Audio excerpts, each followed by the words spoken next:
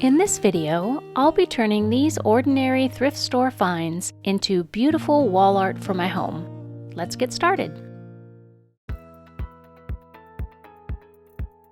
This frame came from Goodwill and it was only $3.75. I liked all the detail of the frame. It's a little banged up, but with some paint you won't even notice that. After removing the labels, I flipped it over and started to disassemble the frame from the matting and the artwork.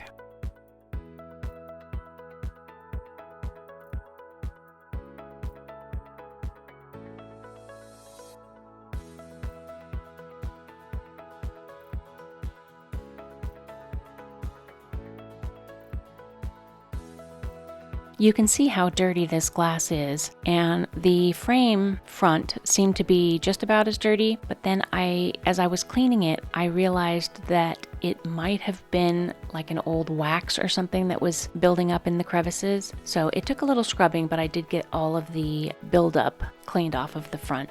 I am removing all of the staples because in the end, I will be replacing those with my own frame tacks. I'm going to be using a little bit of DOS air dry clay to fill in this little tiny chip in the corner. Once I get that clay all smushed down in there, I'm going to just use a little knife to do some scoring so that it kind of blends in with the detail around it.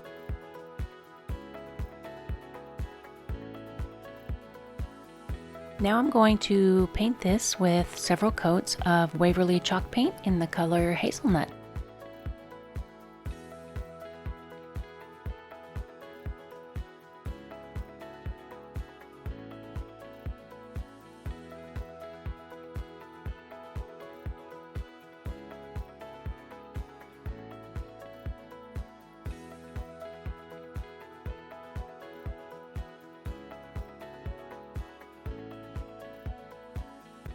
While the frame is drying, I am going to remove the artwork from the matting. The artwork was just a print, so it's nothing precious, and I am going to reuse the mat.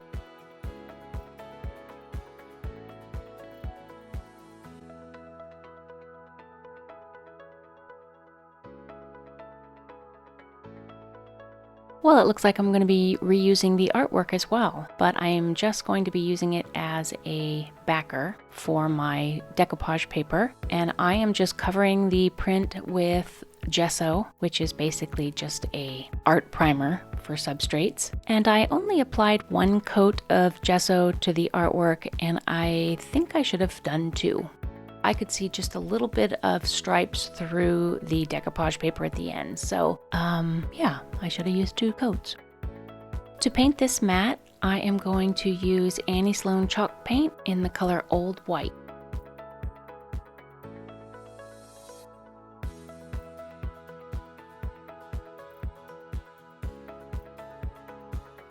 I am going to be using this piece of rice paper to decoupage onto the backing. And this paper is called Camilia, and I ordered it from Piglet's Closet. I'll put a link in the description for this. This is just a beautiful image, and it was only $6.92. After trimming off the edges, I wanted to make sure that the text at the top of the image was going to show through. Once I know where the placement's going to be, I am going to use Mod Podge to glue it down to my backer.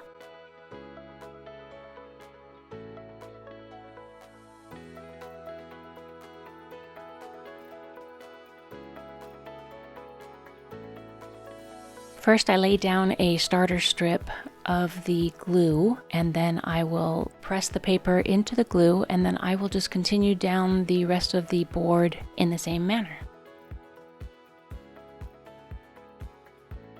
The plastic baggie is really helpful for smoothing out the paper and having it not stick to your fingers, which could potentially tear it.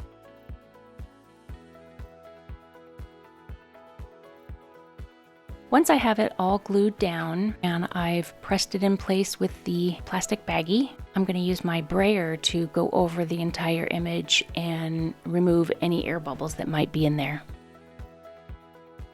I've decided that the mat was a little too white for the image, so I'm going to be repainting it with Waverly chalk paint in the color Ivory. This frame has a lot of raised detail, so I am going to try dry brushing over the detail and see if I like how that comes out. I'm going to be using the same color as the mat, which is Waverly chalk paint in the color Ivory. I have this old chip brush that's kind of messed up at the ends. They're all kind of splayed apart, and it works really good for dry brushing. I'm always very timid when I first start dry brushing or even distressing. I start out very light, and then I get a little more confidence and I start going on a little heavier.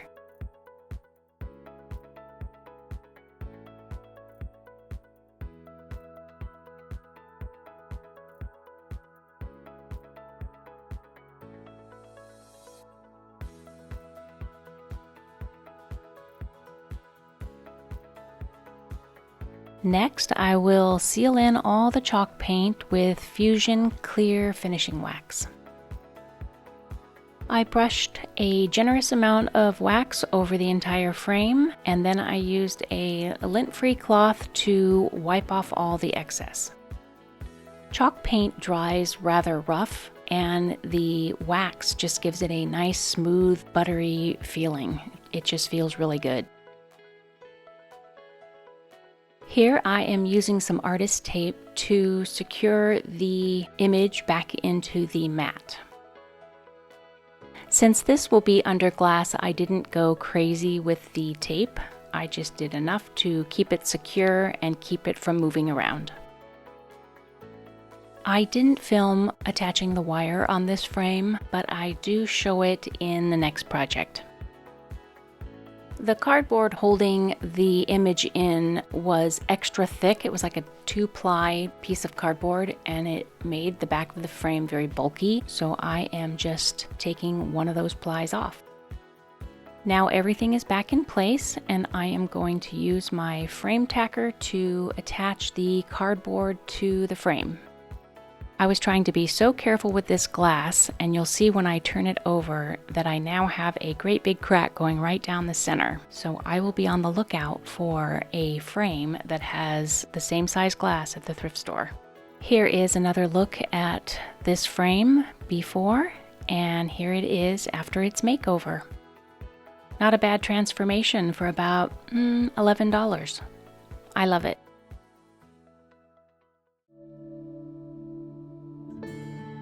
Here is another frame I picked up at the thrift store because of its beautiful detail, and it was also in really good condition. I only paid $5.99 for it, and I plan to put a beautiful piece of rice paper in it. After removing the labels, I cleaned it really well with a Clorox wipe and some rubbing alcohol. Now it is time to disassemble it so that I can get the frame painted. Unfortunately, I have to remove this really nice paper, and I'm doing that by just scoring it with an X-Acto knife and pulling it up, and then I will remove all of the staples that are holding in the cardboard.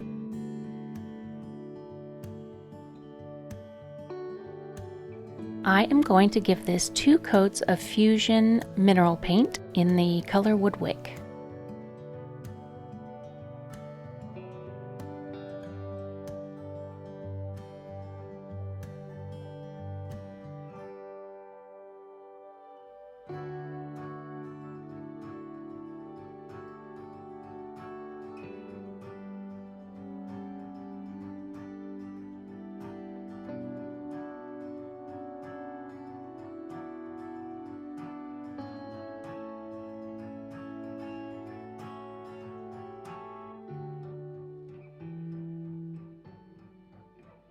I am removing the image that was in the mat, which was taped in, so I'm just cutting that out, and I am planning to reuse the mat just the way it is.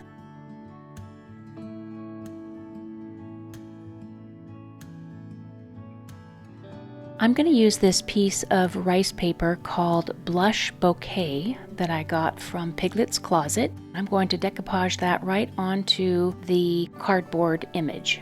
But first I need to paint over the old image so that none of it shows through, and I am going to be using just plain gesso that I had on hand.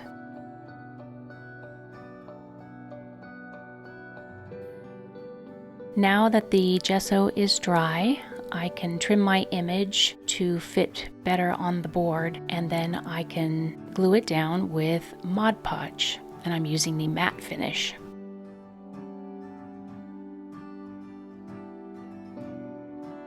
I start out with a strip of the Mod Podge on one end, and then I carefully center the image on the backing and press it in place.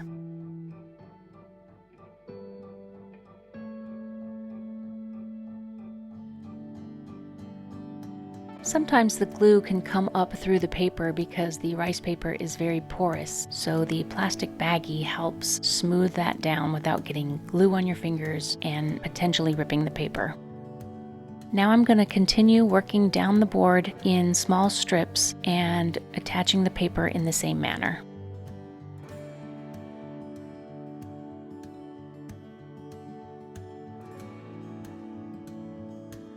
When I have it all glued down, I'm going to use my brayer to smooth it out completely and make sure there's no air bubbles.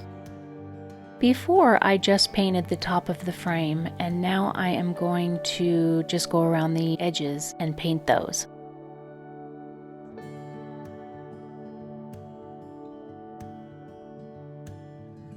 Now that my glue has dried, I am going to use my X-Acto knife to just trim off the excess paper. This frame already has some D-rings attached to it, so I am going to use some vinyl coated wire that I already have and some little crimping sleeves that I will feed the wire through. And then after making a loop around the D-ring, I have this crimping tool that will smush the little sleeve tight against the wire.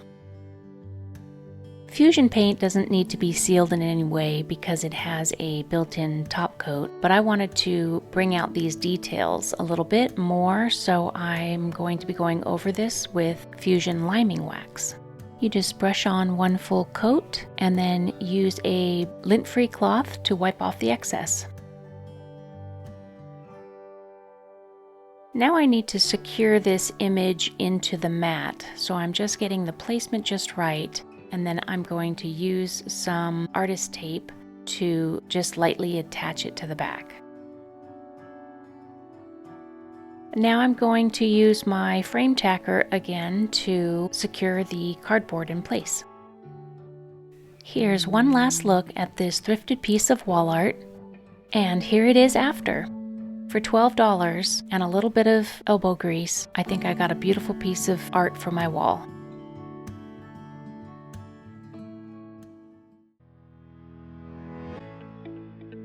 This is a mirror I picked up at the thrift store for $19.99.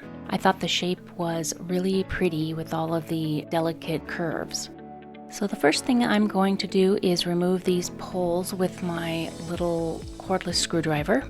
I assume this thing was originally attached to a dresser with these poles attached to it. It weighs a ton. The backing is plywood, so it's very heavy. And here's my little helper, always coming to give me a kiss when I'm on the ground. I'm a messy painter, so I don't want to have to scrape off all of the paint on the mirror when I'm done.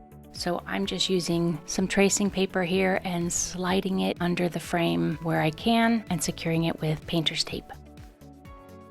I am painting this with Fusion mineral paint in the color Algonquin, and the first coat is just straight paint.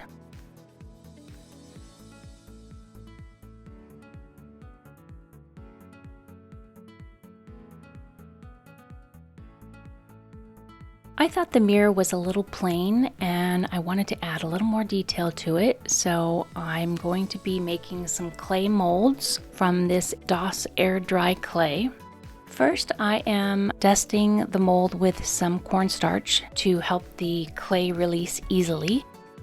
I purchased this mold on Amazon and it was called Baroque Curly Cues, and it's very detailed.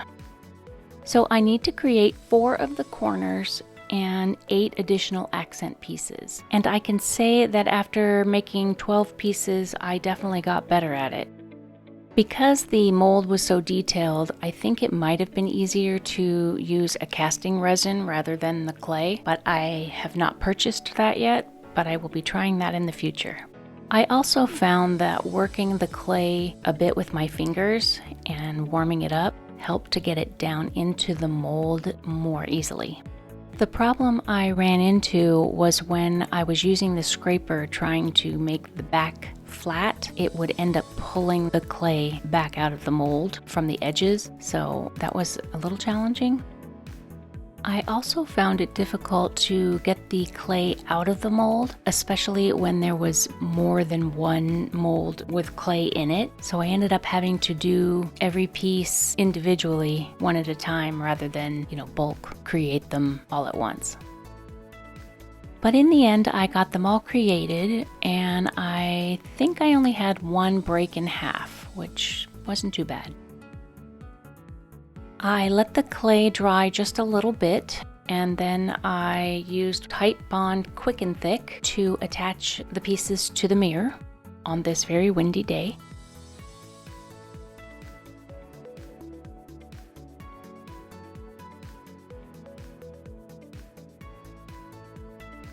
And while the clay was still wet, I went over just the molds with some of the Fusion Algonquin.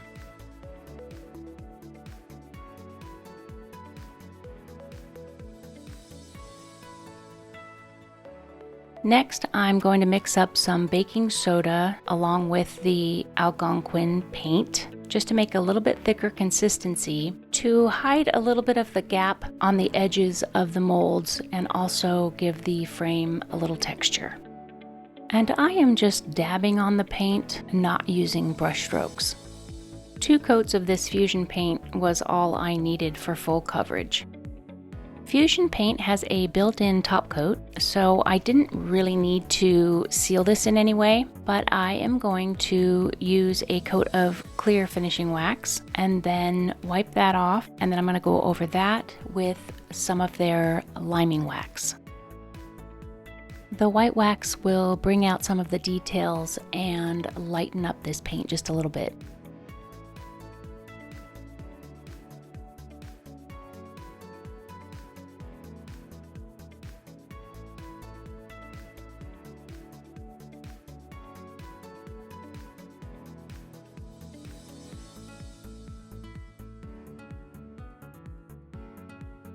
This is the fun part, removing all the messy stuff and revealing what the piece will actually look like. A little scraping of some of my splatters and a good clean, and this one is ready to go. Let's compare the old mirror to my new and improved version. I think it's a wonderful transformation. Let me know what you think in the comments. Thanks for watching. I'll see you next time.